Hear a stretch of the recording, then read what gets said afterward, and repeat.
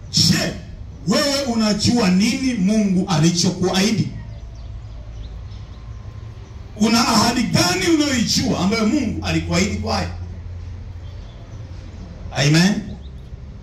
Ahadi ambayo Mungu amekupa, ukiiamini inazaa, inapokea matokeo.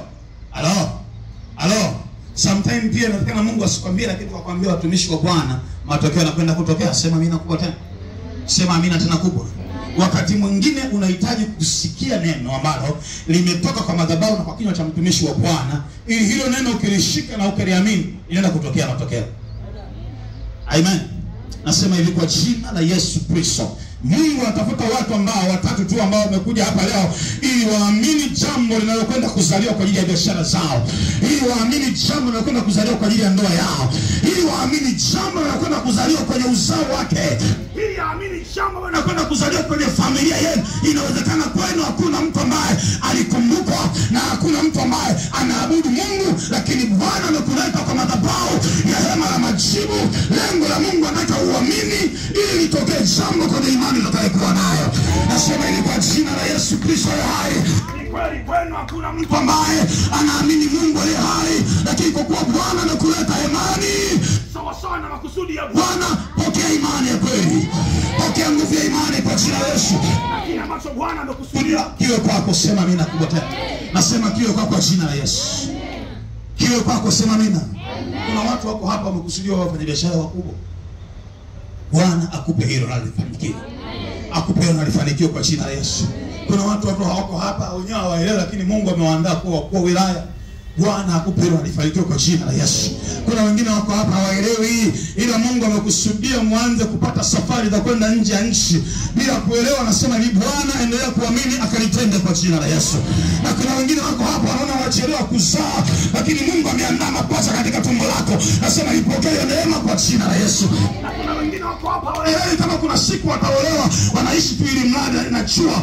Ukiamini katika Bwana, Bwana atimiza kusudi. Nasema atimize kusudi kwa jina la Yesu.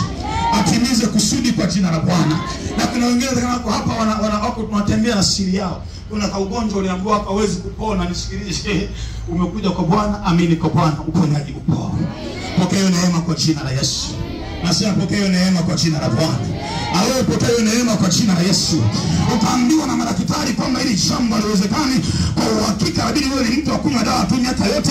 Mnazikana uliambiwa na kuna uliambiwa na madaktari kwamba kiukweli sasa hivi tayari una HIV, una kaswende, una pressure kupanda, na hii pressure kupanda itakiwa unywe mafuta ule chumvi. Nisikilize, walio wa Bwana wanaelewa kuishi ni Kristo, kufa ni faida. Anasema niogope nini?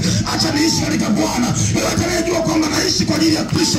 Anasema come on, ni kweli daktari umesema, lakini yuko Mungu ambaye ana neno kuishi kwangu ni Kristo, kufa ni faida.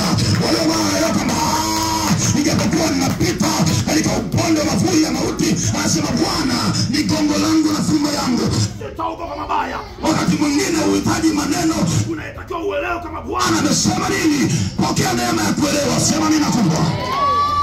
Amen. Kuna saa uhitaji kupambana, unahitaji kuelewa tu kama Mungu ameahidi nini. Amen.